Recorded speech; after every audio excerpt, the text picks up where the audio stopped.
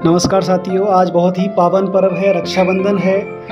तो ये रक्षाबंधन क्यों मनाया जाता है, इसकी परंपरा क्या है, क्या हमारी भारतीय संस्कृति है, आज इसके बारे में चर्चा करेंगे।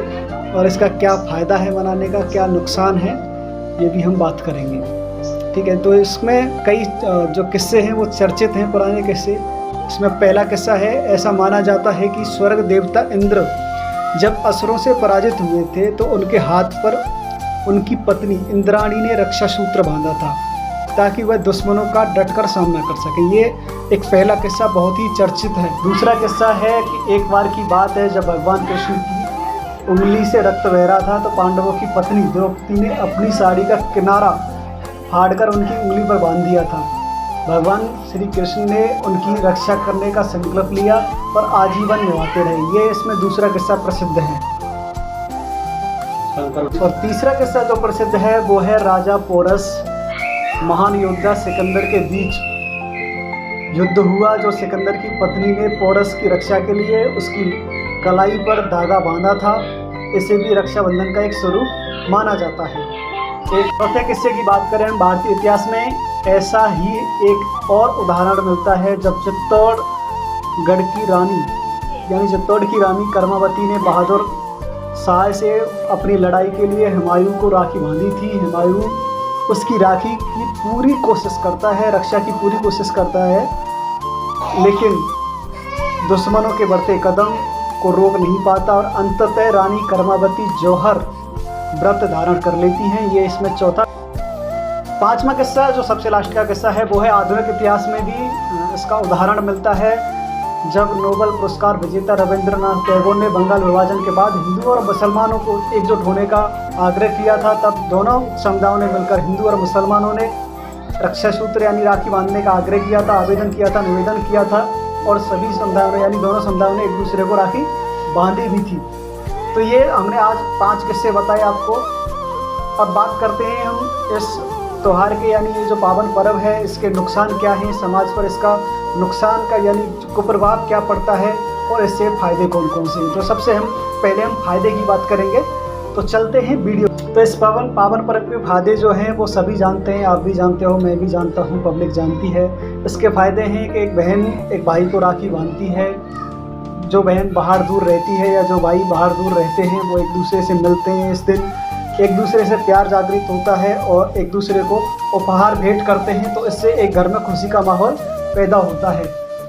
यही नहीं, यहाँ खुशी का माहौल पैदा होता है। बहुत दूर से जो लोग रह रहे हैं, सालों से मिल नहीं पाते, तो इस त्यौहार की वजह से वो मिल लेते हैं। अपने दुख सुख की जो बातें हैं वो करते हैं, एक दूसरे को तो गिफ्ट देते हुए एक दूसरे को कपड़े या जो भी उपहार देते हैं वो देते हैं। इससे दोनों में एक प्यार का बंधन जो होता है, एक रक्षा का बंधन, उसकी उत्पत्ति होती है और एक दूसरे को रक्षा करने के लिए हमेशा तत्पर रहेंगे, इस चीज़ की उत्पत्ति होती है। ये इसके फ़ायदे हैं।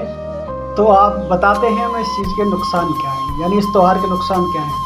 आप भी सोच रहे होंगे इतना अच्छा त्यौहार है, इसके नुकसान क्या है हो सकते हैं। हमारे समाज में ये जो त्यौहार है बहुत घातक भी सिद्ध हो रहा है बहुत से परिवारों के लिए, और हुआ भी है।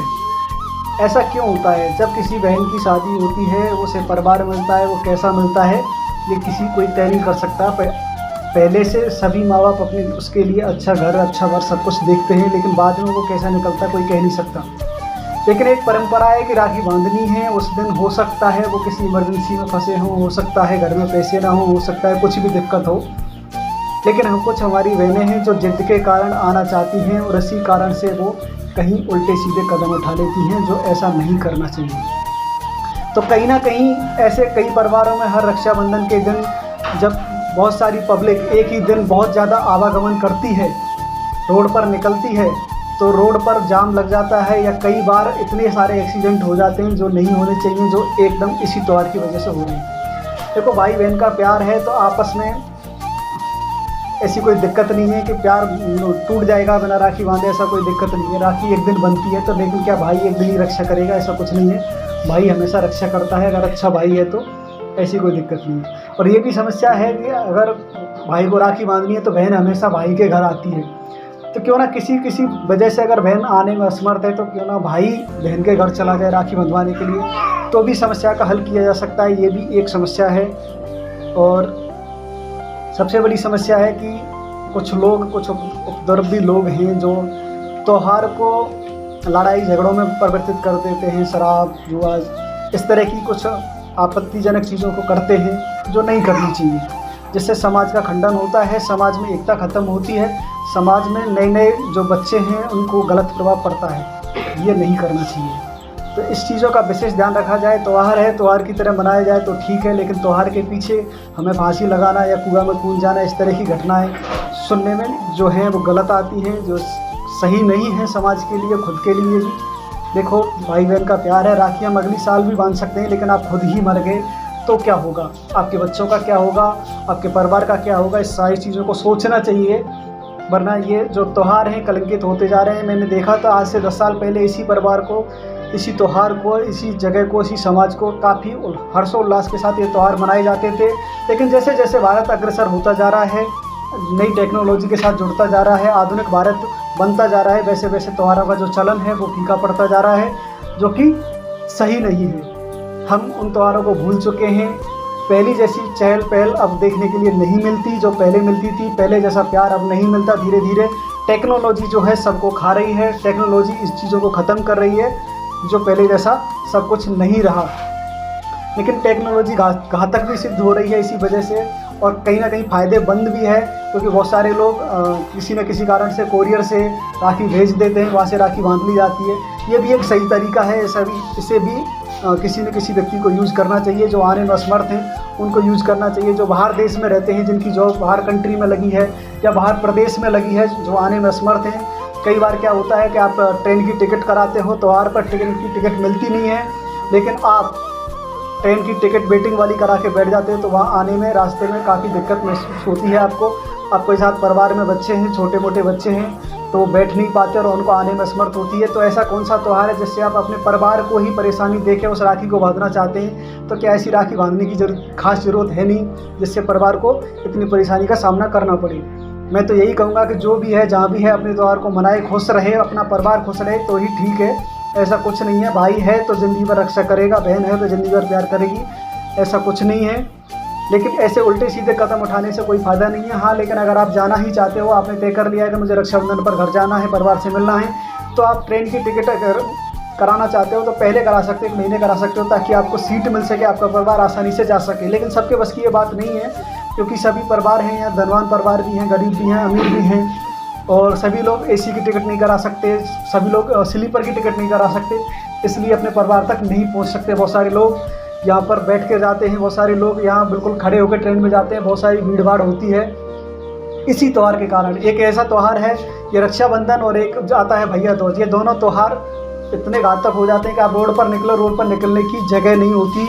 बहुत सारे एक्सीडेंट इसकी वजह से होते हैं, बहुत सारा पैसा इसी वजह से वेस्ट होता है, क्योंकि बहुत सारी जो बहनें हैं वो मिठाइयाँ तो लाएंगी ही, मिठाइयाँ लाएंगी, चाहे मिठाई कोई खाए या ना खाए। बाज़ार में सभी तरह की मिक्स मिठाइयाँ बिकती हैं और उनमें मिलावट भी होती है, जो कि स्वास्थ्य के लिए हानिकारक हो सकती है। बहुत सारी घटनाएं प्रतिवर्ष आती हैं कि उसकी मिठाई खाने से पूरा परिवार बीमार पड़ गया, हॉस्पिटलाइज हो गया। ऐसी घटनाओं से बचना चाहिए। अगर आपको इसी त्यौहार पर कुछ खाना है तो आप घर की मिठाई बना सकते हैं अगर संभव है तो, लेकिन बाहर की मिठाई नहीं खानी चाहिए। जितनी कोशिश बने आप फ्रूट खा सकते हैं, लेकिन बाहर की मिठाई से बचें, क्योंकि इन्हीं त्योहारों पर जो दुकानदार होते हैं, जो छोटे मोटे दुकानदार होते हैं, जो अनऑफिशियल दुकानदार होते हैं, वो क्या करते हैं, वो खुद हलवाई नहीं होते, वो किसी और से बना हुआ माल खरीदते हैं, जो बचा हुआ है, बहुत पुराना बना हुआ है, वो इस दिन बेच देते हैं। क्योंकि इस दिन क्या होता है, कोई व्यक्ति अपनी ससुराल जाता है या कहीं भी जाता है या बहन के यहाँ जाता है, तो वो नई जगह से नई मिठाई खरीदता है, तो उसे पता नहीं होता कौन सी दुकान सही है, कौन सी दुकान गलत है, और वहाँ चल रहा होता है वो, और वहाँ से मिठाई खरीद लेता है। और वो ऐसे ही समय का मौका उठाते हैं, और मौका उठाकर वो अधिक दामों में ज़्यादा से ज़्यादा महंगी जो मिठाइयों को बेच देते हैं, और उनको क्वालिटी का पता नहीं होता। इसी वजह से यहाँ पैसा भी बर्बाद हुआ और स्वास्थ्य में भी खतरा मंडराता रहता है।